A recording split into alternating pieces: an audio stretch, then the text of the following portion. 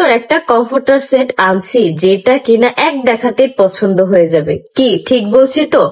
এই যে দেখো, হোয়াইটের মধ্যে এই কমফোর্টার সেটটা আমি নিছি স্ক্রিনে দেওয়া পেজ থেকে।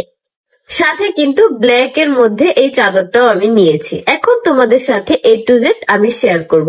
এই যে দেখো, কমফোর্টার সেটটা এত পরিমাণ সুন্দর ছিল, আমার এক দেখাতেই পছন্দ হয়ে গেছে। আবার হোয়াইটের মধ্যে বলতে গেলে তো এই যে এটার সাথে ছিল একটা চাদর, দুইটা বালিশের কভার, একটা কোল বালিশের কভার। আমি সাথে হচ্ছে আমাদের বাসার জন্য আরো একটা চাদর নিয়ে আসছি।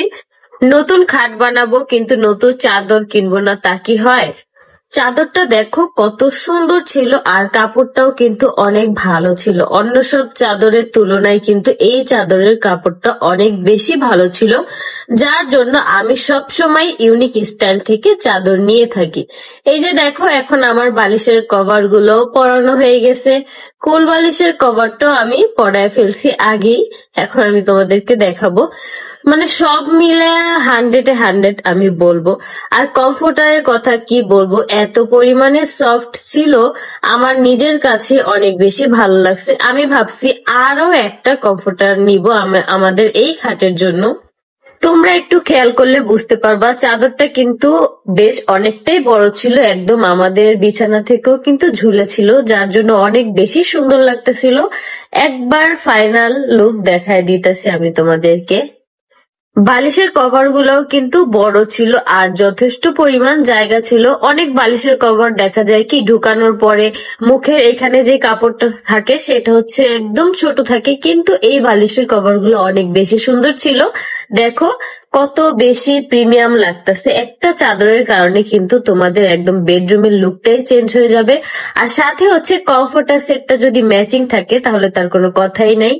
এই যে দেখো, এখন আমি এই ব্ল্যাক কালার চাদরটা আমি তোমাদেরকে দেখাই দিলাম। এটা হচ্ছে ব্ল্যাক আর অফ হোয়াইট এর মধ্যে এরকমই আর কি একটা কম্বিনেশন। এটা আমাদের খাটের সাথে খুব সুন্দর ভাবে মানাইছে।